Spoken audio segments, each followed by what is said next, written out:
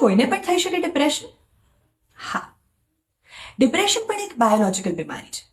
જેમ આપણે જાણીએ છીએ કે ડાયાબિટીસ, હાઇપરટેન્શન, કેન્સર એ બધા રોગો જેનેટિક્સમાં છે. જેનો મતલબ એ થાય કે આપણી અંદર જે ડીએનએ છે, જેની અંદર જીન્સ છે, એમાં લખાયેલા રોગો હોય છે ઘણા, જે આમ તો છુપાયેલા હોય છે, પણ જ્યારે કોઈ એવી ઘટના બને કે જ્યારે કોઈ એવું સ્ટ્રેસર આવે ત્યારે એ બીમારીઓ બહાર આવતી હોય છે. એવી જ રીતે ડિપ્રેશન પણ એક બાયોલોજિકલ બીમારી છે. એમાં પણ જેનેટિક ફેક્ટર એક ઇમ્પોર્ટન્ટ રોલ પ્લે કરે છે.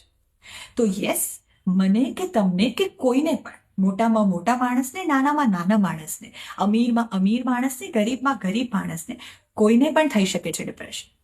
એટલે જ કહેવામાં આવે છે કે અગર તમને ડિપ્રેશનના લક્ષણો ફીલ થાય તો કોઈ પણ સ્થિતિ હોય, તમે કેટલા પણ સ્ટ્રોંગ હોય, પ્લીઝ હિચકિચાતા નહીં. પ્લીઝ, મદદ માંગવામાં કંઈ ખોટું નથી અને આમાંથી બહાર આવી શકાય એમ છે.